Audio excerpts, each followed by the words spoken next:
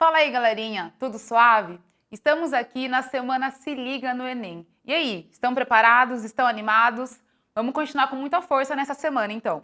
Nós temos aqui agora uma revisão de geografia, com os principais temas que caem no Enem. Vamos falar de questões ligadas à urbanização, meio ambiente e estudo do clima. Então continue aqui comigo e bora de revisão.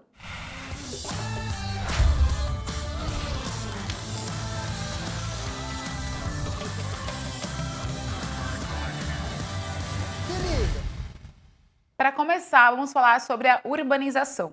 A urbanização é o processo do crescimento da população urbana em detrimento da população rural. Ou seja, é quando a gente tem um aumento de pessoas morando na cidade em detrimento em relação ao número de pessoas que moram no campo. Quando falamos da urbanização, é um processo muito ligado com a industrialização, com o êxodo rural. Mas nós não podemos confundir urbanização com crescimento urbano. O crescimento urbano é quando temos a expansão das cidades. É quando a gente volta para ver o quanto ou não a cidade está crescendo.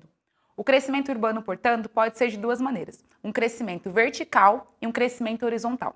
O crescimento horizontal é quando a gente tem esse crescimento urbano para os lados, quando as cidades vão crescendo e se juntando a outras. A gente nem consegue perceber o limite, onde começa uma e onde termina a outra. Já o crescimento vertical urbano é quando temos a verticalização, o aumento de prédios. E quando a gente pensa na paisagem urbana hoje em dia, é muito comum a gente associar com prédios, né? Prédios modernos, espelhados, que têm tamanhos bem altos aí, que vão crescendo em número de pessoas, de comércios e também de serviços. Mas quais são as causas da urbanização? Pessoal, a gente não pode esquecer. Quando eu falo da urbanização, tem que lembrar da dupla sertaneja da urbanização, o arroz com feijão, urbanização e industrialização. Quando a gente pensa, então, aí na Revolução Industrial, aí, finalzinho do século XVIII na Inglaterra e depois século XIX nos países europeus ocidentais, nós temos tudo associado. O fato da demanda industrial aparecer como forma de acumulação do capital demanda número de pessoas nas cidades, mas não só isso. Demanda serviço, comércio e infraestruturas, como ferrovias, como pontes e infraestruturas urbanas, como rede de esgoto e de energia elétrica também. Então é por isso que a urbanização está ligada com a industrialização. E, portanto, quando a gente tem industrialização acontecendo, a urbanização vai junto com ela. A industrialização, então, Revolução Industrial, a primeira, a segunda, vai iniciar ali na Inglaterra, depois nos países ocidentais europeus, como Bélgica, Alemanha, França, Itália, e Estados Unidos e Japão também. Então, esses são os primeiros países que vão se industrializar e, portanto, se urbanizar também. Quando a gente tenta pensar em uma diferença entre a urbanização nos países desenvolvidos e nos países em desenvolvimento e emergente, é bom diferenciar esse processo também. Enquanto nos países desenvolvidos a urbanização ela foi mais lenta e gradual, assim, partindo do século XIX em diante, quando falamos dos países emergentes, como o Brasil, a Argentina, os países do Sudeste Asiático, a urbanização foi muito mais acelerada e muito mais intensa. Então a gente vai falar dessa urbanização que vai ter uma marca aí, principalmente na metade do século XX. Então, essa é uma grande diferença dos processos da urbanização. Uma maneira mais acelerada de um lado e outra que vai ser mais lenta. A urbanização no Brasil, então, não vai ser diferente. A partir do momento que o Brasil começa a se industrializar, nós temos aí um crescimento urbano, como a gente consegue ver aqui no gráfico. Quando a gente pega aí a política de Getúlio Vargas, com a substituição de importação, da formação de um parque industrial, nós temos um crescimento urbano consequente. Continua, claro, a industrialização com o JK, com a Política Nacional Desenvolvimentista, com o governo investindo bastante na infraestrutura de energia e de transporte e abrindo o Brasil às multinacionais. Então, esse processo de crescimento industrial vai levar também ao processo de crescimento urbano. Lembrando sempre que esse processo está vinculado a uma migração interregional. Temos diversas pessoas saindo aí de outras regiões, como Norte, Nordeste e Sul, que se encaminham para o Sudeste. Justamente onde temos mais investimentos na industrialização no Brasil aí década de 50, 60 e 70, principalmente no Sudeste e no eixo Rio-São Paulo. Então é justamente aí que a concentração da urbanização também vai ser mais forte. Quando observamos aí também o mapa, vemos que essa concentração urbana ela é mais forte no Sudeste e também nas capitais litorâneas, porque justamente com a desconcentração industrial que tivemos posteriormente, a urbanização também aumentou em outros lugares do Brasil. Mas, ainda assim, a tendência absoluta do Brasil é ter uma urbanização concentrada no Sudeste, nas capitais litorâneas, e agora tem um processo aí de crescimento da urbanização para o interior, muito mais ligado agora ao agronegócio. Além do processo de urbanização, temos também modalidades de aglomerações urbanas. Temos a conurbação, que é a junção de duas áreas urbanas, quando uma cidade vai crescendo em relação à outra e não consegue nem diferenciar o limite entre elas. Temos também a metrópole, que é uma cidade que vai exercer uma influência política, econômica, que tem um setor secundário e terciário forte que acaba polarizando as cidades ao redor. A metrópole ela pode ser também definida a partir de uma hierarquia. Tem uma metrópole que ela é regional, uma metrópole que é nacional ou também global. Quando a gente pensa em exemplos, por exemplo, de metrópoles regionais, temos Goiânia, temos Belém do Pará, metrópoles nacionais, Salvador e Porto Alegre, e metrópoles globais temos, por exemplo, São Paulo e Rio de Janeiro, assim como também Tóquio e Nova York. E são cidades que realmente elas vão crescendo e a sua influência vão para além dos seus limites e distâncias geográficas. É realmente uma componente aí de crescimento global. Lembrando também de um conceito muito próximo de metrópole, que é região metropolitana. A região metropolitana é quando a gente tem essa instituição jurídica, uma lei que define qual é a metrópole, qual é a região metropolitana, qual que é o limite das cidades que fazem parte dessa polarização. E essa instituição jurídica, ela serve para fazer um planejamento, ter uma organização desse território e dessas influências. E uma maneira bem clara da gente perceber uma região metropolitana é quando a gente percebe uma linha de integração de transporte, como os ônibus intermunicipais ou como os trens também. Temos também a megalópole, que é a junção de uma ou mais metrópole. E temos também dois conceitos aí que muita gente confunde, que é cidade global e megacidade. A cidade global é uma definição de cidades que exercem influências dentro de uma hierarquia máxima. São como se fossem metrópoles globais, mas é mais ligado esse conceito a pensar em cidades que são a máxima concentração de setores da globalização, como, por exemplo, o setor financeiro, redes de serviço altamente especializadas, tecnologias. Então, a cidade global é aquela cidade que tem todos os setores e todos os componentes aí do mundo globalizado que realmente exerce esse poder e influência sobre todo o mundo.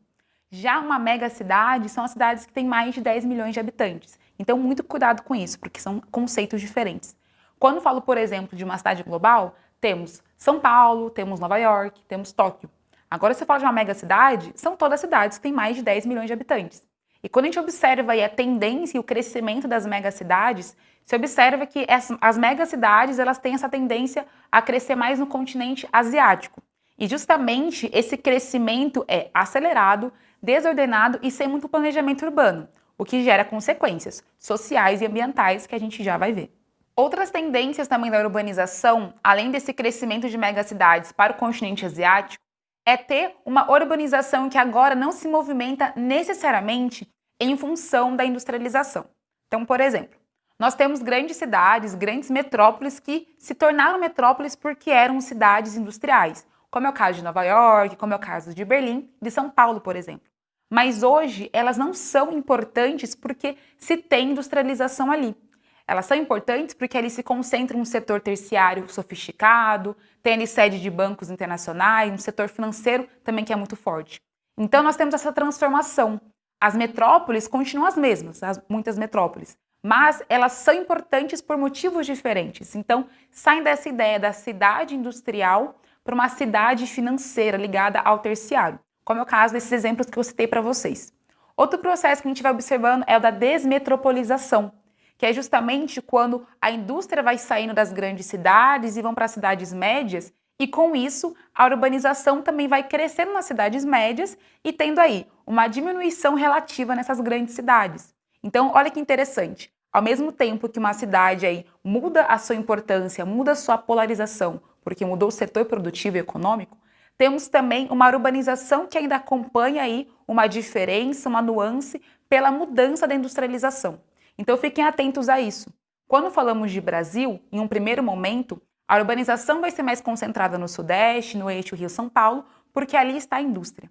Mas depois do processo de desconcentração industrial, nós temos também uma urbanização que cresce em direção às capitais litorâneas do Nordeste, do Sul e também para as cidades médias do país. Outro ponto que a gente não pode esquecer, temos também agora uma urbanização do campo. Ué, como assim? Campo e cidade não são coisas diferentes?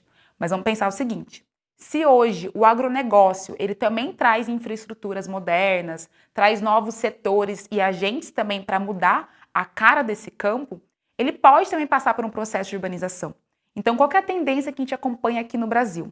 Nós temos ainda uma concentração urbana que se dá nas cidades, no eixo Rio-São Paulo, no Sudeste, na porção litorânea, mas temos um crescimento relativo da urbanização e da infraestrutura urbana, que toda a gente conhece, né? Então, de energia, de esgoto, de serviços, escolas e tudo que a gente já conhece, que vai crescendo em direção ao interior.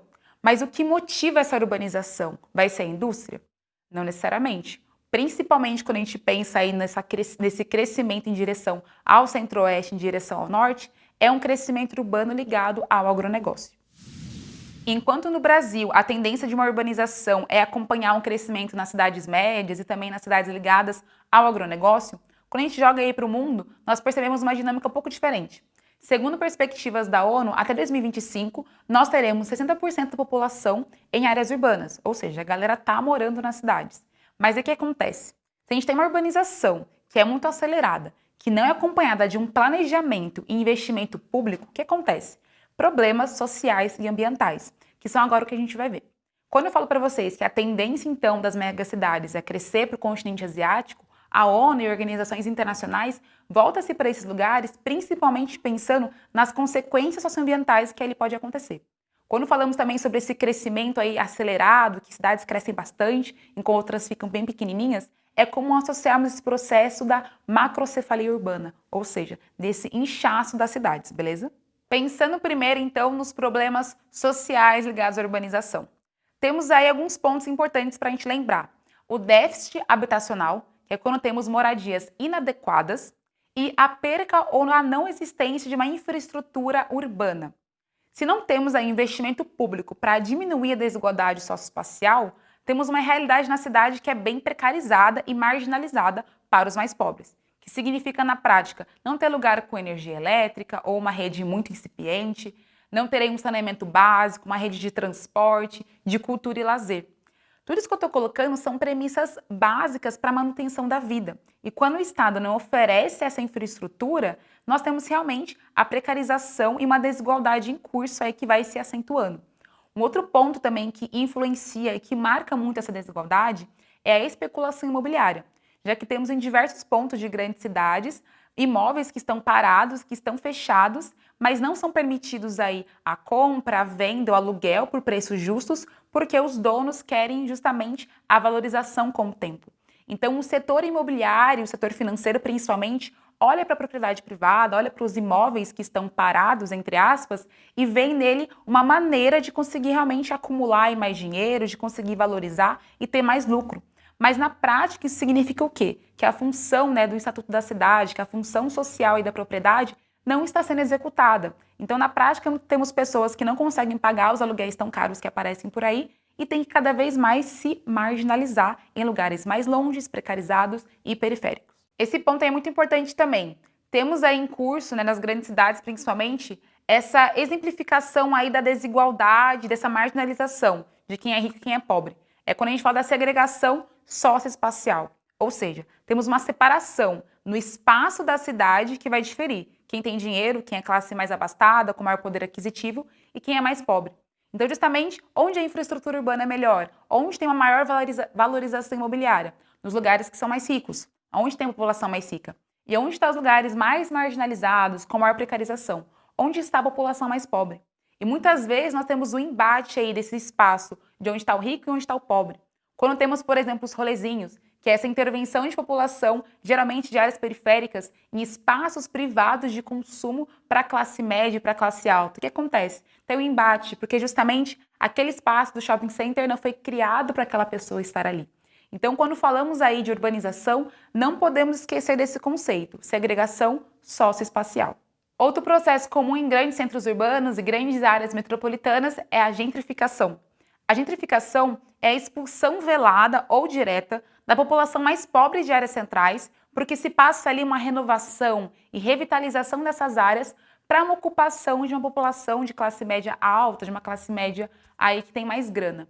E principalmente isso vai acontecer porque se tem um discurso que o centro estava muito degradado, que tinha uma população pobre, pessoas em situação de rua e que se passando uma revitalização, a intervenção aí do setor privado, do setor imobiliário para renovar esse lugar, ele agora está valorizado para quem pode pagar mais por ele. Então não esqueçam que a gente tem aí em curso, não apenas aqui no Brasil, mas também em diversas outras cidades aí do mundo, a gentrificação em curso. Além dos problemas urbanos vinculados aí com a falta de investimento em infraestrutura urbana ou também pela especulação imobiliária, nós temos também nas grandes cidades a questão da violência urbana, que é muito sentida aí, e temos também a questão do congestionamento e do trânsito. Esse último ponto aqui, já ligando aí um processo de um problema socioambiental, já que se todo mundo aí anda de carro, de ônibus, de moto também, e a gente tem a queima de combustíveis fósseis nesse processo, o que vai estar vinculado, pessoal? Poluição atmosférica, poluição sonora, poluição ambiental como um todo. Não apenas na contaminação desse ar, né, e na perca aí dessa qualidade do ar para as pessoas aí, para a biota, para a flora, mas também como contribuição aí para o aumento da temperatura e também para outras componentes globais, como o próprio aquecimento global. Além da poluição atmosférica aí vinculada à queima de combustíveis fósseis, né, da gasolina, não podemos esquecer que temos aí uma poluição atmosférica dos solos e dos rios também vinculadas a dejetos industriais que acontecem nas fábricas, né, nas grandes cidades e regiões metropolitanas. Outro processo aí socioambiental que não podemos esquecer é a hipermeabilização do solo e a retificação dos rios. É muito comum a gente pensar em cidade, é pensar o quê? Uma imagem mais cinza, concretada, asfalto. Esse processo, então, de hipermeabilização, de concretar aí áreas verdes, de mudar aí o sentido e cursos de rios para ter uma marginal, por exemplo, faz com que a cidade suprima a área verde e perca o quê? Infiltração dessa água.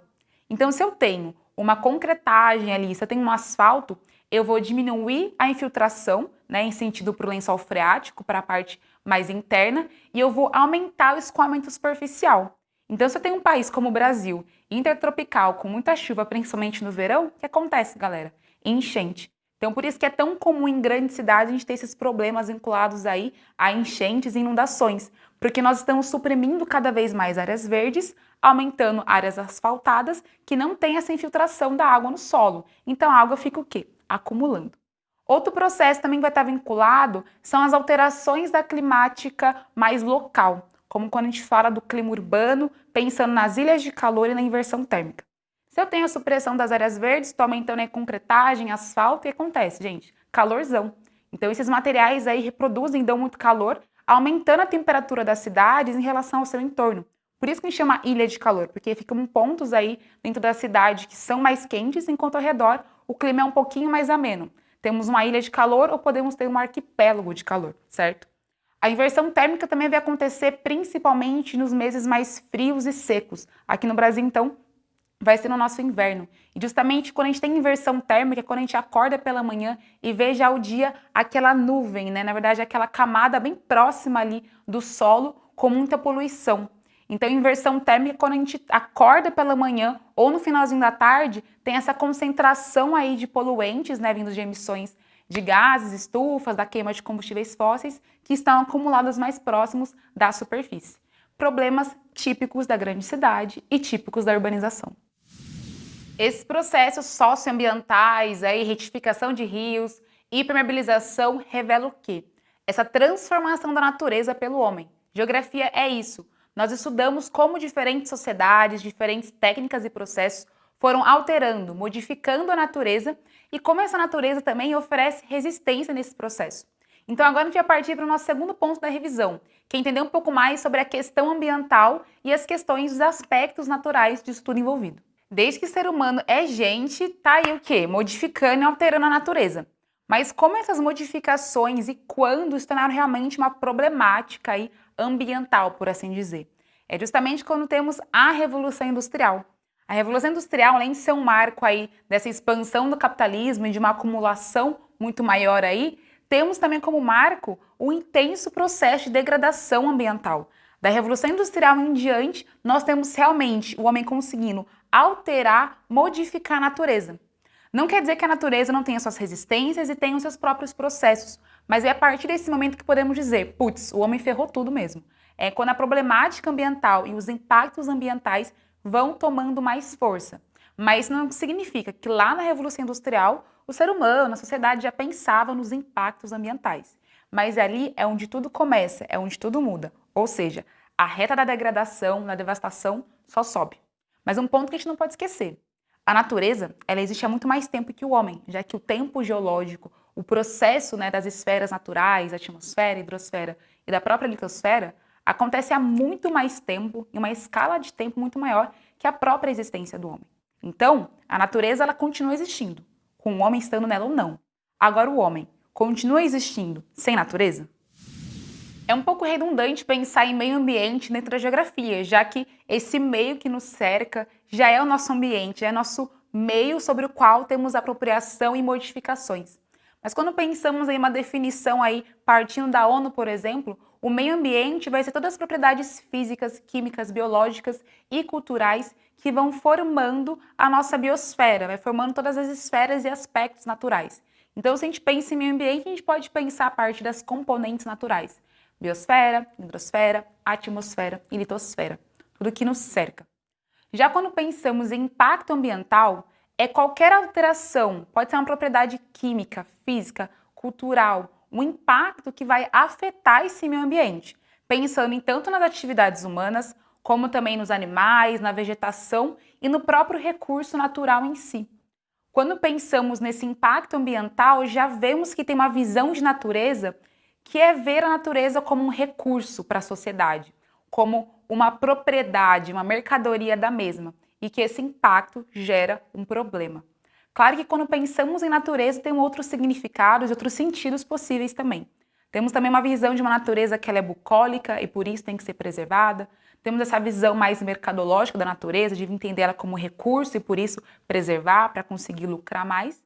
Mas também temos outros tipos de concepções de natureza, que partem, por exemplo, de uma visão mais sustentável, entendimento dela enquanto patrimônio histórico, cultural e simbólico também. Os impactos ambientais podem ser locais, numa microbiota, por exemplo, a impactos globais, como a gente pensa, por exemplo, no aquecimento global. E quando falamos aí do impacto ambiental e quando se começa a discussão, vai se ganhar força realmente na década de 60 do século passado. Mesmo que a Revolução Industrial estivesse em curso, aí a primeira, a segunda e a terceira também, é somente naquele momento em que a qualidade do ar, a perda da qualidade ambiental começa a ser sentida dentro das sociedades, principalmente as mais industrializadas. Então é nesse momento que se começa a ter reuniões internacionais sobre a pauta ambiental. O primeiro grande marco aí dessa temática vai ser a Conferência da ONU de 72 em Estocolmo, na Suécia, que vai ser a primeira reunião aí da ONU que vai falar sobre preservação ambiental e que o conceito de sustentabilidade também vai aparecer, que é justamente esse uso dos recursos e da natureza de uma maneira que não se tenha a perca dela para gerações futuras, um uso mais equilibrado que consiga aliar o próprio desenvolvimento econômico também e a preservação de recursos. Outras conferências ambientais aí que são importantes a gente saber. Nós tivemos a Eco 92, que quando realmente aí teve essa reunião aí numa lógica e num contexto da nova ordem mundial já, nós tínhamos aí uma ideia, uma tentativa de uma governança global aí em curso, em que a discussão sobre desenvolvimento sustentável ganhou bastante força. Depois da Eco 92, que foi aqui no Brasil, no Rio de Janeiro, nós tivemos também o Protocolo de Quioto, em 1997, que é justamente esse primeiro protocolo que vai estabelecer aí os limites e as premissas para diminuir os gases do efeito estufa.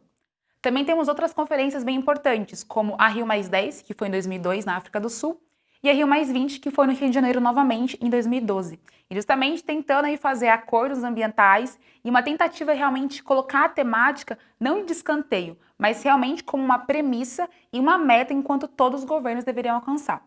Outro ponto também que é importante a gente lembrar é que em 2015 nós tivemos o Acordo de Paris. O Acordo de Paris ele aparece como uma tentativa de renovação e de ganho de força para a questão do aquecimento global. E foi justamente assim uma decisão unânime na época, em 2015, em que a maioria dos países concordaram que precisavam diminuir as emissões e agir de maneira mais efetiva nesse controle. Claro que agora, hoje em dia, nós sabemos que esse acordo aí tivemos alguns países que saíram, como os Estados Unidos, e temos outros países que não vêm cumprindo essa diminuída aí de emissões. Já que estamos falando aí de acordo, de conferências ambientais, vamos aí diferenciar efeito estufa, de aquecimento global e de mudanças climáticas. Se eu falo do efeito estufa, é um efeito natural que acontece na Terra, devido ao vapor d'água, ao gás carbônico e o gás metano, que são gases que ajudam a conservar a temperatura na Terra. Então, se não tivesse esses gases, toda essa energia que o Sol manda aqui para a gente iria se dissipar em direção ao espaço sideral. Esses gases ajudam a conservar a energia e manter realmente a manutenção e a possibilidade de vida na Terra. Mas o que vai ser o aquecimento global? É quando temos uma intensificação desses gases do efeito estufa por ação antrópica. Então, é pelo desmatamento, pelo agronegócio, pela queima do combustível fóssil enquanto gasolina, dentro de termoelétrica, temos a queima do carvão, temos aí o uso do petróleo, das suas diferentes maneiras. Então, quando temos essa ação antrópica que vai aumentando esses gases e, consequentemente, aumentando a temperatura, nós temos o aquecimento global. Peguem essa diferença. Agora, o que é a mudança climática? As mudanças climáticas são as variações, são as mudanças tanto em temperatura quanto em variabilidade climática, então em outros elementos do clima que nós teremos em curso dentro aí de um tempo geológico, dentro de uma escala de tempo mais considerável. A mudança climática pode acontecer por forçantes internas naturais dentro da própria estrutura e tempo geológico da Terra, ou também por mudanças internas, que são justamente as ações antrópicas. Então, quando falamos aí do efeito estufa, ele é muito da hora para a gente continuar aqui vivão, aqui, sentindo esse calorzinho da hora. Agora, e o aquecimento global, ele é da hora? Não, porque a gente tem aí um aumento de temperatura que vai gerar uma série de reverberações e mudanças climáticas, alterações aí de tempo em clima de diversos lugares, que têm consequências também sociais e ambientais. Temos aqui os principais problemas ambientais aí espacializados no mundo. Para começar, pela desertificação. A desertificação é o processo de formação de deserto, a tendência a se formar deserto, o que pressupõe um empobrecimento bem grande desse solo. A desertificação ela é comum de acontecer em áreas que são naturalmente áridas e nas áreas semiáridas próximas de desertos, como é o caso aqui do Sahel, como temos aqui no Oriente Médio, aqui no Atacama também, na América Latina, aqui no continente sul-americano. E temos também aqui um grande exemplo de desertificação em curso na Caatinga, aqui no Brasil. Então, desertificação tem a tendência a acontecer em áreas áridas ou semiáridas. Ela é natural? Sim, mas ela pode ser intensificada ou pode surgir pela ação antrópica. Então, temos que ter esse cuidado.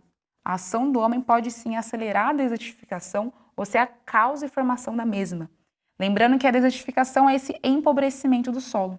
Áreas de deserto e áreas próximas de deserto têm a tendência a ter desertificação.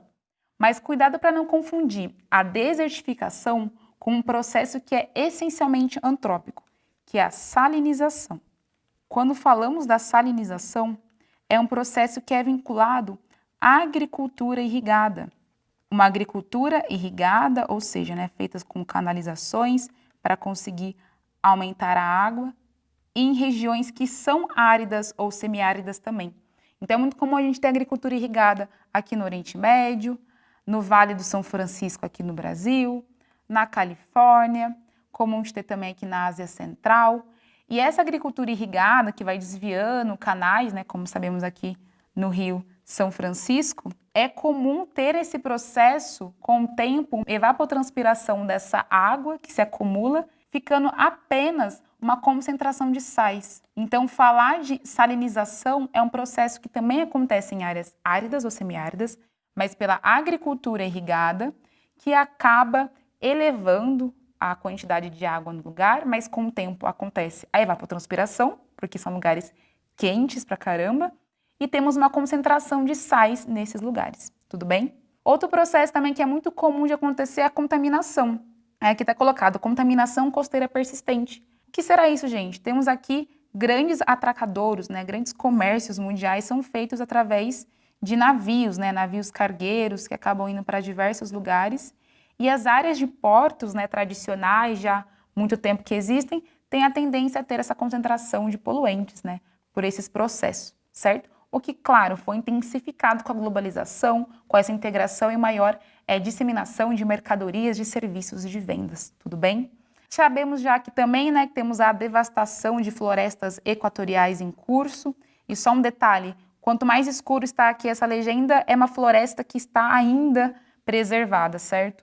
Mas, claro, quanto mais verdinho claro for aqui, temos uma floresta que já foi gravemente desflorestada. No Brasil, podemos trazer aqui esse exemplo da Mata Atlântica e também temos em curso aí a perda desse cerrado e avanço para a região amazônica. Olhem para a região aqui do Sudeste Asiático, área tão pequena e já tão gravemente devastada. Outro detalhe aqui para se dar são as chuvas ácidas. Chuvas ácidas que estão associadas com a poluição urbana e também a poluição industrial. Então, lembrando aí da Revolução Industrial, dos países que são áreas de concentração industrial, centros bastante industrializados, com muitas fábricas, nós temos aí uma tendência a ter muito mais chuva ácida. Esse mapa até foi generoso e não colocou outras áreas, né? Aqui os destaques que eles deram foi justamente aos Estados Unidos, a parte aqui principalmente de uma União Europeia, de uma Europa Ocidental, e próxima aqui da China. Mas países emergentes, como o próprio Brasilzão, como a Índia, também são áreas com bastante concentração de chuvas ácidas. Então, gente, é isso. Temos que sempre lembrar dessa espacialização dos fenômenos também. Não apenas saber os problemas, mas quais são os biomas, os climas que tendem a acontecer aquele problema também. Falei bastante para vocês agora sobre solo, sobre os impactos que acontecem do ponto de vista pedológico, mas que a gente não pode esquecer. O solo, por mais que ele seja natural, ele não é renovável, porque o tempo de formação do solo é o tempo geológico. Então, se a gente tem um empobrecimento, uma perda real do solo, que é a erosão, que a erosão é esse processo, a perda e o desgaste de solos e rochas, nós não temos como reaver esse recurso. O que a gente precisa fazer é ter um bom manejo do solo, é ter um bom cuidado do solo para evitar que se perca. Porque se temos uma erosão em curso muito grande, uma devastação aí da vegetação, da biota e dos componentes que ajudam o solo a se desenvolver, nós não temos como ter uma produtividade ali, até do ponto de vista mais aí econômico pensando. E também não temos a permanência e essa sustentabilidade desse recurso. Pensando um pouco aí sobre o Brasil, temos que dar um destaque ao impacto ambiental que é gerado pelo avanço da fronteira agrícola, pelo agronegócio. Hoje em dia, se a gente fala de Brasil, a gente precisa, infelizmente, associar com desmatamento, com queimada e com a devastação de biomas nativos. Nós temos aí o avanço da fronteira agrícola para a produção de soja, produção de monoculturas, de exportação e também de carne, que estão avançando para o bioma do Cerrado, para o bioma da Caatinga e também para o bioma amazônico. Então, se pensamos em impactos aqui no Brasil, temos impactos, como a gente já viu aí, problemas urbanos, sociais urbanos, mas principalmente o destaque que o Brasil está tendo, infelizmente, é para essa perda da biodiversidade devido ao agronegócio. Tem outro ponto também, um pouco mais específico e técnico. Se a gente pensa, então, nessa erosão em si, ela é natural. A erosão ela acontece porque os agentes externos, né, o clima, ele vai realmente alterando e modificando o solo e as rochas. Mas o que acontece? Esses processos do agronegócio, esse uso intenso e inadequado do solo, intensifica a erosão. Então, por isso que é muito importante, na hora de a gente pensar na questão, de pensar ali na prova do Enem, é entender quais são os agentes erosivos e também lembrar quais são os cuidados que temos que ter com o solo. Então, se eu tenho ali uma região de um clima tropical, de um lugar muito quente, é muito importante que tenhamos para controlar uma erosão da chuva, uma erosão pluvial, o terraceamento, a curva de nível. Se temos um solo que está muito ácido, o que precisa fazer? Uma neutralização com a calagem. Se temos aí um solo que está muito aí degradado, que teve um uso muito intenso dele, é muito necessário que tenha aqui um pousio, um descanso do solo, que tenha a rotação de culturas, que não fique apenas uma cultura sendo usada naquele solo para não degradar ainda mais. Então, sempre lembrem da necessidade do manejo do solo. Um bom índice sobre impacto ambiental é a pegada ecológica. A pegada ecológica vai medir em área o quanto uma pessoa, um país, está impactando a natureza. Então, o setor produtivo, de energia, de consumo de carne, está usando carros, está usando ônibus. É uma medida que até a gente pode procurar em sites e fazer o quanto vale a nossa pegada ecológica. E a pegada ecológica considera também a capacidade do planeta e dos países de regenerar essa natureza. Considerando a perspectiva de como o mundo está hoje, né, não temos aí nossos índices ambientais tão bons, para não dizer que eles não estão nada bons, nós temos uma pegada ecológica e um ritmo que, segundo a ONU, até 2030, se a gente continuar dessa maneira, precisaríamos de 2 terras para conseguir ter uma vida. Então percebam que a questão ambiental chegou em uma crise insustentável. Ou temos mudanças agora, ou será tarde demais. Se estamos próximos de ver mudanças drásticas e consequências ambientais muito sérias devido a como estamos lidando com a natureza, quais são as possíveis soluções? Vamos pensar aqui. Quando temos então a preservação de comunidades tradicionais, como indígenas e quilombolas, elas são garantia, por exemplo, aqui no Brasil, em áreas aí florestadas, de preservação da própria natureza, já que a preservação dessas pessoas e dessas comunidades é a preservação da mesma, já que o modo de vida delas são sustentáveis. Elas não vão degradar e esgotar a natureza porque é dela o próprio sustento da sua própria sociedade. Não apenas pensando em consumo, mas também pensando do ponto de vista simbólico e espiritual também. Quando consideramos, então, propostas e intervenções para as sociedades atuais, quais são as pautas que têm que estar sempre colocadas aí na ponta da nossa língua? Desenvolvimento sustentável, energia renovável, mudança aí alimentar. Então, temos agora um aumento do uso de orgânicos na nossa alimentação como um todo, uma diminuição no uso da carne, pensando também que a carne tem uma relação aí com o uso da água virtual, o quanto de água se coloca para produzir uma carne, um uso sustentável dos recursos, reutilização de água, reutilização de outros recursos também, utilização, por exemplo, de coletas mais sustentáveis, de reciclagem de materiais, compostagens. Então, quando a gente olhar para a prova também, temos que pensar quais são as intervenções possíveis. E não esquecer, muitas vezes a pergunta é sobre qual é o problema. E aí aparece na alternativa uma solução ao problema. Então, fiquem muito atentos ao enunciado. Se o enunciado pede um problema ambiental, ele pode estar falando sobre desertificação, sobre incêndios, pode falar sobre poluição hídrica, sobre chuva ácida. E aí, isso é o problema. A solução seriam alternativas a isso. Então, fiquem muito atentos na hora da prova disso também. Não confundir problema com solução. Pode parecer um pouco estranho, mas é muito comum aparecer nessas alternativas. Querendo um problema, aí você vê uma solução e já marca aquela. Então, fiquem atentos com isso. E vamos agora ao nosso último tópico aqui para o Enem, pensar no estudo do clima, a climatologia. Já falamos aí de alguns conceitos da climatologia, como aquecimento global, ilhas de calor. Mas aqui vamos ver agora alguns detalhes, alguns conceitos do clima. E para começar, vamos diferenciar tempo e clima. Se eu falo tempo, é o estado atual da atmosfera, é como ele está agora, nesse exato momento. Então se eu falo, o tempo está chuvoso, o tempo está com ventanias, o tempo está o quê? Encoberto, sem sol. Então, é como está agora, nesse exatinho momento. Agora, se eu falo clima, é uma sucessão de tempos, é uma observação mais regular do tempo atmosférico numa dada região. Então, por exemplo, vou falar sobre a cidade de São Paulo. Eu posso dizer assim para vocês, a cidade de São Paulo hoje está muito quente, com o céu encoberto e com muitas nuvens. E eu posso falar para vocês, o clima da cidade de São Paulo é tropical de altitude, que significa que tem uma estação chuvosa e muito quente nos meses de primavera e de verão, e uma estação que ela é mais seca e fria nos meses de outono e inverno, com uma queda de temperatura bem acentuada no inverno.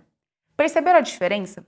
Então, se eu falo para vocês que o clima é desértico, se o clima é temperado, se o clima é tropical de altitude, tropical típico, clima equatorial, eu estou falando sobre uma observação que foi feita há pelo menos 30 anos, uma observação aí bem longa, para definir, a partir da observação do tempo atmosférico todos os dias, uma observação ali bem regulada, para entender quais são as características, as semelhanças daquele tempo que vai formar aquele clima.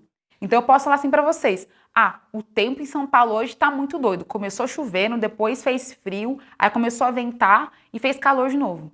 Isso apenas em um dia, o que é muito comum de acontecer às vezes. Mas eu posso falar que o clima de São Paulo é muito doido? Que ele começa o clima a ficar muito quente, depois ficar muito frio? Não, porque o clima pressupõe uma observação mais longa, tem uma escala de observação maior. E por isso que eu falo, o clima de São Paulo é tropical de altitude. Beleza?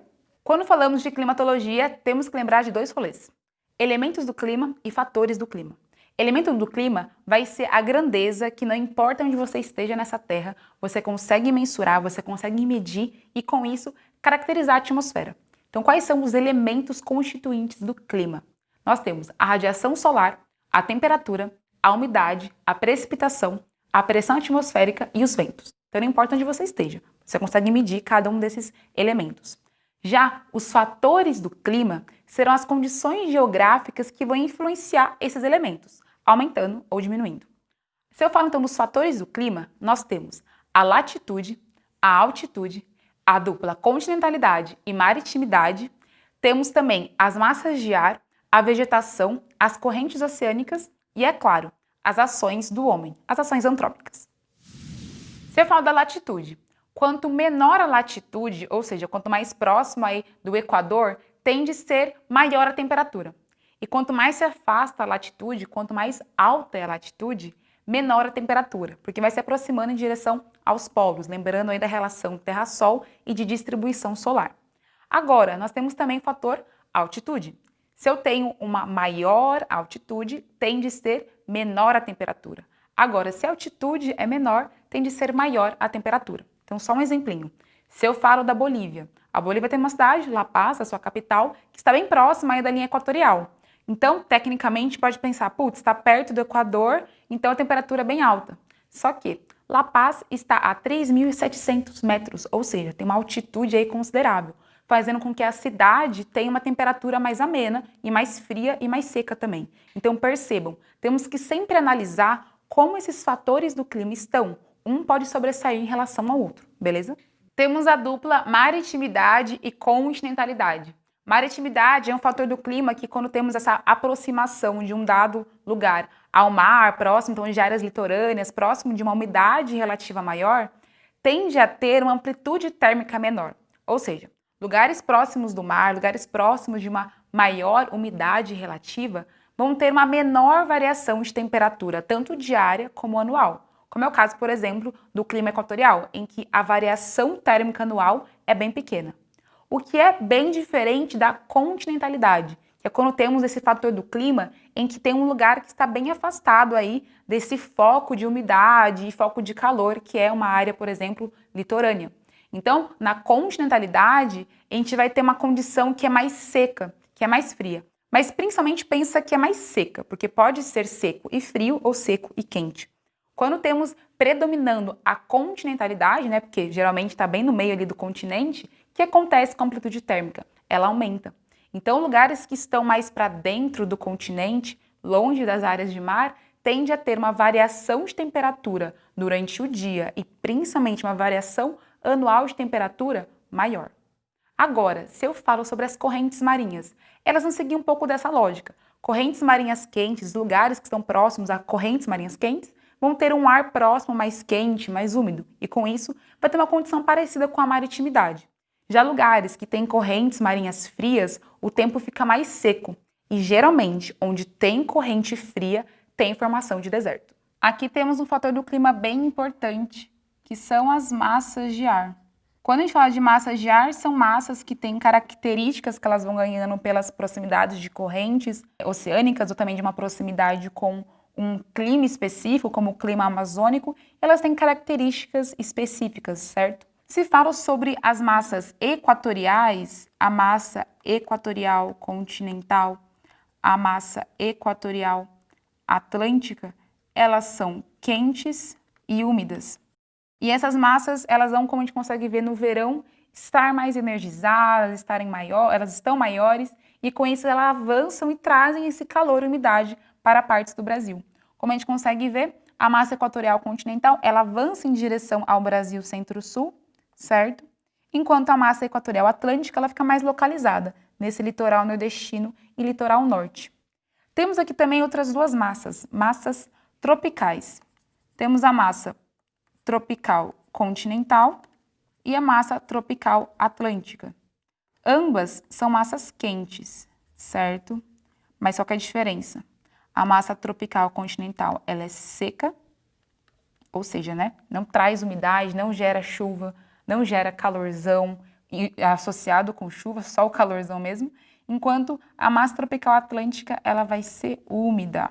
Gente, colocou o combo calor e umidade, tem que pensar em chuva, certo? Pensar em tempo mais instável. Tem aqui o tempo seco, não vai ter chuva, galera, beleza? E a massa tropical atlântica vai ter uma ação no verão que ela é mais localizada no litoral, entre ali Bahia e Rio Grande do Sul. E a massa tropical continental, ela tem uma ação que pega mais esse Brasil centro-oeste e também partes aqui do Paraguai e da Bolívia. Quem que não consegue entrar aqui no Brasil, gente? A massa polar atlântica, que eu vou falar no próximo slide. Quem que é a massa polar atlântica nesse rolê todo? Por que que ela não consegue avançar nesse Brasil no verão? Porque temos a ação das massas equatoriais, que são muito mais energéticas, que elas estão mais expansivas por ser verão no Brasil. Se chega o inverno, onde está mais forte a intensidade solar? Lá em cima, gente, no hemisfério norte. Então é nesse momento que as massas equatoriais ficam reduzidas e a massa polar atlântica consegue avançar. A massa polar atlântica, ela tem uma característica interessante. Ela vai ser fria e úmida. Só que, se a gente compara essa umidade dela com as demais massas que atuam no Brasil, ela tem uma menor umidade. Por isso que é muito comum a gente entender algumas características dela como uma massa fria e, entre aspas, seca. Ela vai ter uma ação ali que vai gerar um tempo mais seco. Isso porque ela é fria e úmida, mas é uma umidade menor do que as massas equatoriais e tropicais que temos. Ela tem três ações, assim, três caminhos que ela faz no Brasil. O primeiro caminho que a massa polar atlântica faz no inverno, que é quando ela consegue expandir e crescer, ela avança lá para a região amazônica e gera um fenômeno que a gente chama de friagem. O que vai ser a friagem? A friagem é uma queda de temperatura, assim. Mas eu vou pôr uma queda aqui meio entre aspas, porque não estou caindo muita temperatura, não cai 10 graus. Mas ali tem até umas médias que mostram que já chegou a 17 graus em alguns pontos na região amazônica, mas tem uma queda de temperatura ali que acontece um pouquinho forte. Mas é uma queda mais suave, por assim dizer. A ação dela também se dá para o Brasil Centro-Sul. Essa ação no Brasil Centro-Sul, né, então para os estados aqui do Centro-Oeste, do Sudeste e do Sul, ela vai ter umas duas características assim interessantes. A massa polar atlântica, ela primeiro vai causar a famosa chuva frontal, que é aquela chuva que acontece pelo choque de massas com umidade e calor diferente, ou seja, o choque de uma massa quente com uma massa fria. Então a chuva frontal ela vai acontecer, mas ela não é tão intensa nesse Brasil Centro-Sul.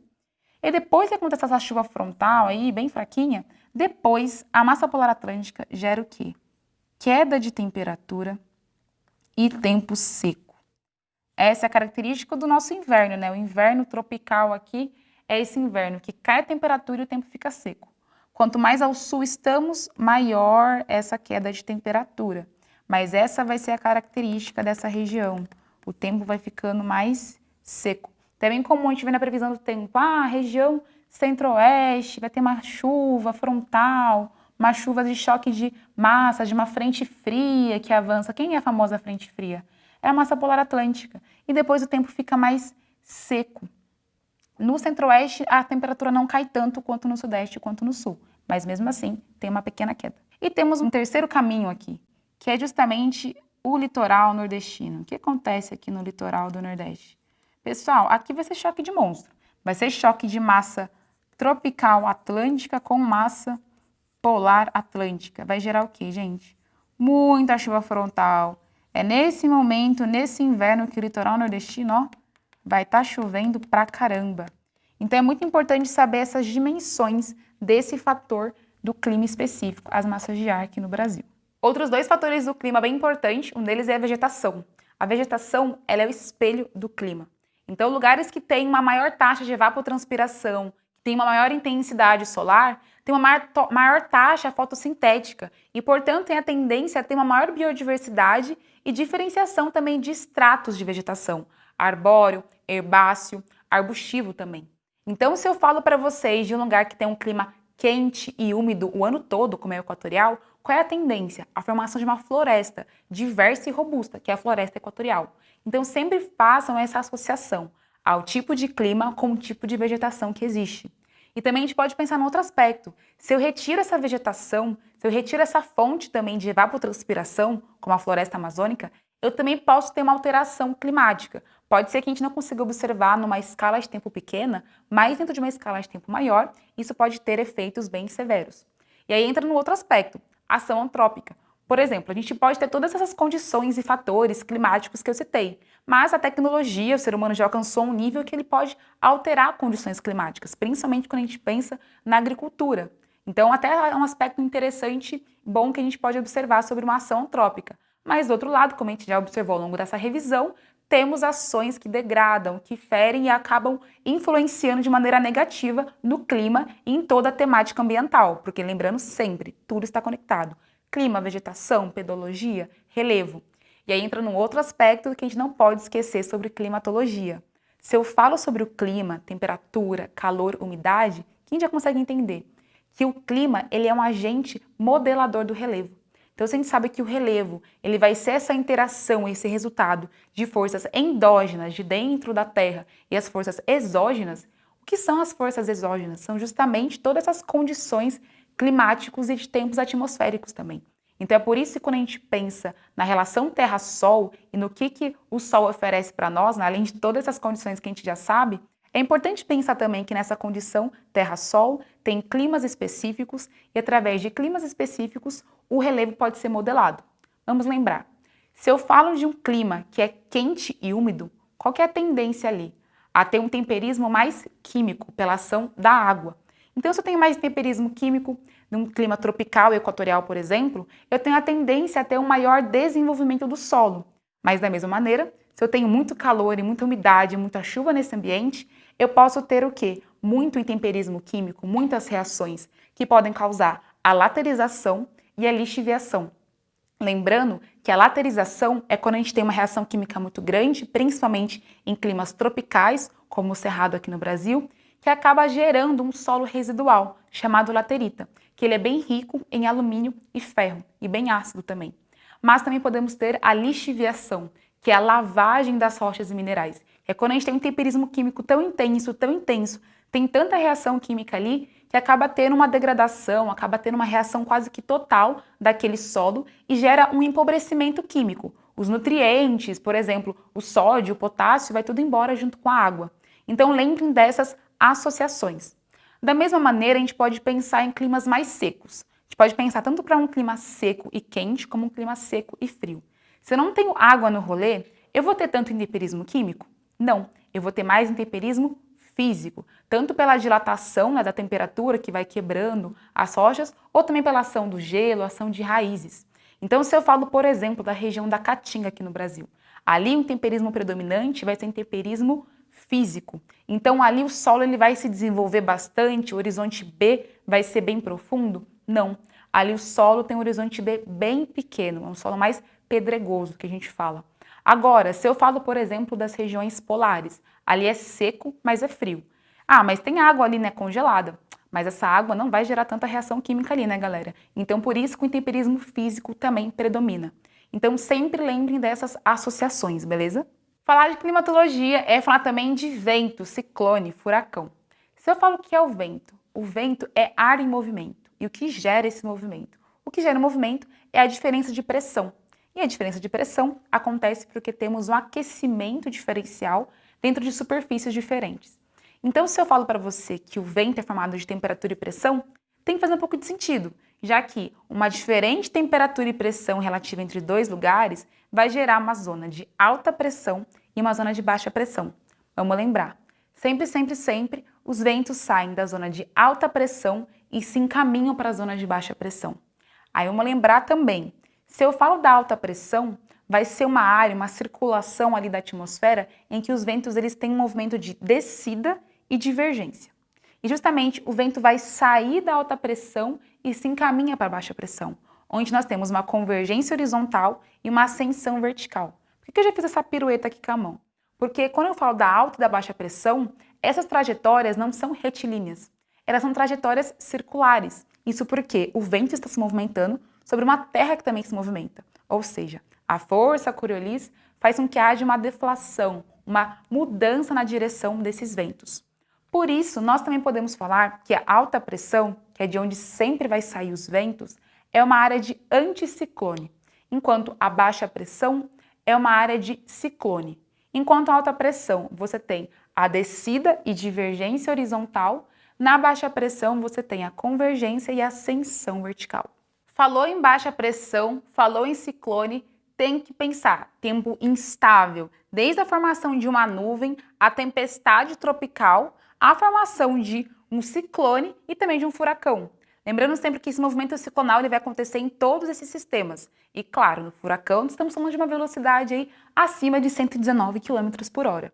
Se eu falo de baixa pressão, tem que associar com clima quente, com lugar úmido, porque é justamente aí os ingredientes aí para o movimento ciclonal acontecer até chegar no furacão, quem sabe. Pensa numa panela de pressão, tem que dar água, tem que dar muito calor aí para pegar pressão para o negócio subir. Agora, um lugar que é uma alta pressão, uma área anticiclonal, que lembrando, é uma área dispersora de vento, tem a tendência a ter um tempo mais estável, porque ali não tem uma convergência ali de umidade e de calor. Ali é onde dispersa o vento. Então, geralmente, onde nós temos áreas de alta pressão dentro da zona intertropical, está associada com formação de desertos, porque justamente não tem ali a conjugação, não está juntando umidade. Então, lembre dessas posições geográficas das zonas de alta pressão e de baixa pressão. Vamos localizar então as zonas de alta e baixa pressão desse globo. Quando falamos de baixa pressão, nossa maior zona de baixa pressão é a zona equatorial, como temos aqui, certo? E entre elas nós temos o Trópico de Câncer e o Trópico de Capricórnio, onde nós temos duas zonas de alta pressão. E aí vem essa informação que é muito importante. Esse vento que sai da alta pressão norte e sul em direção ao Equador são os famosos ventos alísios. Então, quem são os ventos alísios? Quem são eles no rolê? São os ventos que saem da zona de alta pressão, do 30 graus norte-sul, e caminham em direção ao Equador. E claro, eles vão levando, empurrando essa umidade e calor dessa área que eles estão dispersando e encaminhando ao Equador. E o Equador ele vai formar o que a gente chama de zona de convergência intertropical. Essa zona de convergência que é o nosso Equador térmico. Se temos o verão no hemisfério sul, esse Equador térmico dá uma baixadinha. Se temos o verão no hemisfério norte, esse Equador térmico dá aquela subidinha. E é justamente nessa zona intertropical que temos nossa zona de maior baixa pressão, que é a nossa zona onde temos maior número também de ciclones, certo? Então aí é a maior concentração, né, gente? Porque aqui está a verdadeira panela de pressão. Mas essas são as nossas únicas zonas de alta e baixa pressão do globo? Não. Nós temos também uma grande zona de alta pressão na região polar, certo? Que também vai ser uma área que vai ser o quê? Dispersora de ventos. E temos essa alta pressão nos polos e entre a zona de alta pressão dos polos e alta pressão dos trópicos, nós temos uma baixa pressão também. Então, tomem muito cuidado com isso, essa zona de baixa pressão que está nos 60 graus. Porque o que isso significa? Se é baixa pressão, galera, também vai ter o quê? Um tempo instável. Também vai ter uma formação de ciclone, mas vai ser o mesmo ciclone tropical, da zona intertropical? Não, vai ser o ciclone subtropical e o ciclone extratropical. Então, quem lembra aí daquele ciclone extratropical que chegou e pegou aqui Santa Catarina, os estados da região sul de surpresa? Era um ciclone bomba, que ele não veio da zona intertropical. Ele veio aqui de baixo. Então, muito cuidado quando a gente for estudar, putz, só tem ciclone na zona intertropical. Só existem os famosos furacões aqui no Atlântico. Não, nós também temos ciclones nas zonas extratropicais, porque também temos uma baixa pressão existindo ali. Tudo bem? Então, tomem esse cuidado. Então aqui agora fazer alguns exercícios para a gente ver se fixou aqui essa revisão, começando com leitura de climograma. Muita atenção! Sempre que a gente vê um climograma aqui, esse gráfico específico de temperatura e pluviosidade, a linha vai ser temperatura, enquanto as barras vai ser a pluviosidade. Então, primeiro ponto aqui, dica do universo para vocês. Vai pegar o climograma, primeiro ponto que a gente vai saber, está no hemisfério norte, está no hemisfério sul. Bom, se a maior temperatura média anual está nos meses, como a gente consegue ver aqui, de junho, julho e agosto, ó, vamos olhar aqui a parte de temperatura, graus Celsius, nós temos aqui uma temperatura, em média, ali uns 18 graus. Não é muita coisa, hein? A gente já consegue observar isso. Uma temperatura, então, que é maior, não é tão alta assim, né, 18 graus, que está no mês de junho, julho e agosto. Ou seja, se a temperatura maior está nesses meses de julho, junho e agosto, significa que ali vai ser o quê, pessoal? Verão. E se é verão nesses meses de junho, julho e agosto, significa que está no hemisfério norte. Porque só a gente pensa na nossa realidade. Na nossa realidade, junho, festa junina, é o quê? Inverno. Então, temperatura maior do climograma encontrar nos meses de junho, julho e agosto, no mês de julho, principalmente, nós temos o verão, e se é verão, é hemisfério norte. Então, o primeiro ponto, gente, a gente já pode eliminar a questão que coloca, por exemplo, Cidade do Cabo, que coloca Sydney, porque estão localizadas no hemisfério sul. Mas vamos continuar. Vamos observar essa temperatura aí média, 18 graus. E, pessoal, uma temperatura mínima ali de -9, né? Frio, né? E aí a gente também consegue observar a menor temperatura desse gráfico anual está nos meses de janeiro e de dezembro. Se pra gente janeiro e dezembro é verão, ali é inverno, também confirma que é hemisfério norte. Aí vamos continuar aqui fazendo uma análise desse climograma. Também temos aqui os gráficos aqui, a parte da barrinha, que é chuva. Então, olha que interessante. Chove um pouco mais nos meses de verão. Mas o quanto que chove, né? Estamos falando de uma média aí de 80 milímetros, mais ou menos. Gente, 80 milímetros? Só para a gente ter uma ideia. Num clima tropical, num mês que não chove tanto assim, na verdade, um mês que chove bastante, desculpa, nós teremos uma média aí de 200 milímetros, né? E aqui tá com 80. 80 não é um valor muito alto, não, certo? E aí, quando chega nos meses mais frios, não passa de 20 milímetros. Ou seja, fica muito seco esse lugar. Mas observamos que tem uma certa regularidade nessa distribuição aí de precipitação. O que é mais que a gente consegue observar? Amplitude térmica. A amplitude térmica aqui é grande, gente. 9 graus. 9 graus, na verdade, vai do -9 aos 18. Ou seja, a gente tem que pensar sempre aqui em módulo, né? Então, nós temos uma amplitude térmica que, na verdade, vai ser o quê? Os 18 graus mais os 9, né? Porque está abaixo de zero. Então, isso aqui vai dar quanto? Isso aqui vai dar 27 graus. Gente, uma amplitude térmica de 27 graus. Socorro Deus, né? E aí, vamos pensar aqui. Amplitude térmica altíssima. Pouca chuva. Frio intenso. Será que isso dá para ser em Mumbai? Mumbai que está aqui num clima tropical? Tropical como boa parte do Brasil? Não dá. Putz, será que dá para ser em Barcelona? Mas Barcelona está bem próximo aí do litoral. Se está próximo do litoral, se está próximo da maritimidade, teríamos uma amplitude térmica tão alta? Não, né, pessoal? Então, a única opção possível seria Moscou. Mas, fazendo essa análise aqui fria, só pensando no climograma, chegamos nessa informação. Vamos pegar também as alternativas para a gente ver? Fala aqui na letra A, Cidade do Cabo, marcada pela reduzida amplitude térmica anual. Cidade do Cabo está no hemisfério sul, então não pode ser essa questão. E tem uma reduzida amplitude térmica anual? Sim. Mas ali tem uma reduzida amplitude térmica anual? Não, tem uma alta amplitude térmica anual. Aqui, cidade de Sydney, caracterizada por precipitações abundantes no decorrer do ano. Gente, ali tem uma precipitação abundante, lembra? Quando eu falei do clima tropical, uma média aí de uma chuva considerável, 200 milímetros, né?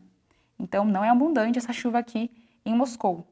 Aí ele fala que na C, Mumbai, definido pelas chuvas monsônicas torrenciais, ou seja, chuvas monsônicas é o quê? O clima de monção, ou de monções, que é aquele clima tropical bem intenso, ou seja, o clima tropical bem intenso, um clima monsônico torrencial, é que chove muito no verão, chove muito e é muito quente, gerando até problemas ali de enchentes, de inundações. Enquanto no inverno o tempo é bem seco, tá bom? E nós não temos essa condição de chuvas monsônicas torrenciais, senão esses gráficos aqui, ó, de barra deveriam estar enormes, tudo bem? Aí ele fala aqui na D, Barcelona, afetada pelas massas de ar seco. Pô, se Barcelona tá aqui ó, no litoralzinho, galera, vai ter ar seco? Não, vai ter ó, um ar úmido, certo? Tudo bem que nós temos ali o clima mediterrâneo, que tem um verão que ele é mais seco, mas não podemos dizer que Barcelona vai ser afetada apenas por essa condição do verão. Está próximo ali do mar, então tem ali uma condição de maritimidade em curso. Beleza? Alternativa correta, letra E. Aqui temos uma questão que está trazendo um texto que fala sobre uma concepção apresentada que considera a existência de uma nova época geológica, concebida a partir da capacidade de influência humana nos processos. Ou seja, esse antropoceno que está vinculado com essa pegada ecológica gigante, esse impacto gigante que nós, seres humaninhos, estamos deixando aqui nessa Terra. Qual que vai ser o processo, qual vai ser os componentes e elementos que nós temos impacto realmente, que nós estamos aqui, desde a Revolução Industrial, alterando? Qual que é, pessoal? É o clima, certo? Se a gente pensa aqui nas opções, eruptivos. Eruptivo está dando uma ideia aqui de erupção. Se fala de erupção, a gente está pensando no processo de vulcanismo. Lembrando que vulcanismo é essa ascensão rápida do magma para a atmosfera. Opa, magma se relaciona com clima? Se relaciona com uma componente que o ser humano tem influência? Não. Magma é uma força endógena, uma força de dentro da Terra, certo? Que se relaciona com os movimentos internos da Terra, com as correntes de convecção do magma que se movimenta, divergindo, convergindo. Isso o ser humano não tem esse poder ainda de mexer. Nós não temos esse domínio, não temos essa capacidade de influenciar os processos endógenos, como os eruptivos. Assim como também nós não temos uma capacidade de movimentar os processos tectônicos, que também são relacionados com os processos endógenos. Quando a gente pensa no tectonismo, são os movimentos que as placas tectônicas, que a litosfera, que a crosta faz devido ao movimento do magma, certo? Então, uma crosta ela pode se separar, uma crosta ela pode se juntar. Isso é movimento endógeno, de dentro da Terra, interno, certo? Processo magmático. O magmático também está relacionado com magma. Estamos, por exemplo, falando do resfriamento do magma, que está relacionado com as rochas magmáticas, como a cristalização do granito, como o resfriamento e formação do basalto. Mais uma vez, um assunto relacionado com forças endógenas. E o metamorfismo, que tem relacionado com os metamórficos. Se relaciona com o quê? Se relaciona com processos endógenos também. O metamorfismo, ele acontece quando temos, ainda no estado sólido, um aumento de temperatura e um aumento de pressão que altera uma rocha já existente em outra. Ela vira uma nova rocha, porque você tem uma orientação, uma reorientação dos minerais presentes nela devido ao aumento de temperatura e pressão. Nossa, mas por que será que tem aumento de temperatura e pressão? Porque tem movimento interno da Terra que envolve e altera essa rocha. Ou seja, mais uma vez relacionando com movimentos internos, forças geológicas, certo? O que sobra para a gente? Processos exógenos, processos externos, que aí sim, gente, estou falando do clima. E é justamente o clima, lembra, o que modela o relevo. Ele não vai criar necessariamente todos os conteúdos, né, litológicos, né? Nós temos uma relação do clima com a erosão, com o sedimento, sim, mas a ação dele é erosiva, de modelamento, certo? E é justamente nesse clima que o ser humano consegue alterar e vem alterando, certo? Por isso que é nessa a capacidade de influência humana. Processos exógenos. Nunca esqueçam disso. Processo exógeno tem a ver com clima. Temos aqui um texto que está fazendo uma reflexão sobre os deslocamentos populacionais no Brasil, falando sobre como o fenômeno da mobilidade vem mudando nas últimas décadas. Que mudanças são essas, né? Que não apenas acontecem no Brasil, mas também em outras partes do mundo. Temos um processo aí, uma migração, redirecionamento de fluxos para as cidades médias, cidades menores, né? Cerca de 600 mil habitantes, em detrimento dos grandes centros urbanos, como as regiões metropolitanas, como metrópoles nacionais e globais, pelos deslocamentos de curta e as distâncias menores. Então, os deslocamentos de curta duração e distâncias menores, pelos movimentos pendulares, que passam a assumir maior relevância nas estratégias de sobrevivência, não mais restritos aos grandes aglomerados urbanos. Vamos lembrar, o que é um movimento pendular? Aquele movimento que acontece, que ele é mais diário, né? Que acontece geralmente de pessoas que se deslocam em direção às cidades centrais, porque ali tem a escola, tem a faculdade, tem o trabalho, e é um deslocamento diário. em direção a esse lugar central, de uma cidade um pouco mais periférica, em direção a essa grande metrópole, esse grande centro urbano, né? Geralmente feito de transporte, né? Transporte público, trenzão, metrô, o famoso busão, né, gente? E aqui ele fala, né, temos então uma mudança. As pessoas estão indo para cidades médias em vez dos grandes centros urbanos. Até mesmo os movimentos pendulares que tinham maior relevância nos grandes aglomerados urbanos está perdendo a relevância. Ou seja, também está acontecendo esse movimento nas cidades médias. Então vamos pensar. A redefinição dos fluxos migratórios internos do Brasil, no período apontado no texto, tem como causa a intensificação no processo de. Vamos pensar. Se nós sabemos que os fluxos migratórios até aí década de 80, 90, que os movimentos pendulares estavam ligados ao processo de industrialização, então, indústria, que estava concentrada nos grandes centros urbanos, então a gente pode pensar, opa, se tem uma concentração de indústria, tem um grande centros urbanos, tem um grande ali aglomerado, um grande dinamismo, fluxo migracional, pendular, e se agora está se passando para as cidades médias, é porque muito provavelmente essa relação com a indústria mudou. Começa a acontecer a partir da década de 90, pessoal. Década de 90 é um marco aqui no Brasil do processo de desconcentração industrial de grandes centros urbanos. Nós temos a ida dessas indústrias para as cidades médias, a ida dessas indústrias que estavam concentradas em Rio de Janeiro, em São Paulo, em Minas Gerais, né, nas capitais dos estados, para as cidades médias do interior dos estados. Nós temos a ida também para a região Nordeste, para a região Sul. Se temos um fluxo das indústrias que saem dos grandes centros urbanos, consequentemente, quem vem junto, gente? O fluxo dessa migração populacional, dessa população urbana também vai mudar. Então, por isso que temos que associar a urbanização com a indústria.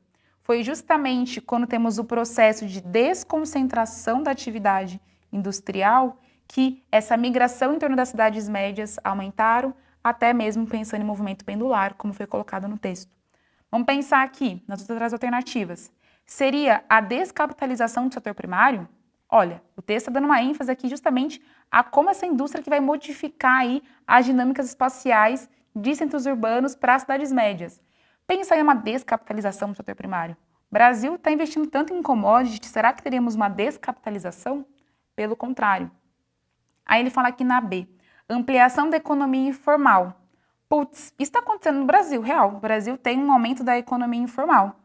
Tá, mas é essa a ênfase que está colocada no texto? É isso que está perguntando aqui no enunciado? Não. Então esse é o cuidado que a gente tem que ter com o Enem. Às vezes a questão não está falando uma verdade. Ampliação da economia informal. Putz, é verdade, o Brasil está ampliando mesmo a economia informal. Mas é essa a característica que a gente está vendo nesse texto? Não. Então por isso que essa questão está errada. Aí ele põe aqui, tributação da área residencial citadina. Outro ponto, ninguém aqui falou de imposto. Alguém que está falando de imposto? Falou de imposto nesse texto? Não falou, não.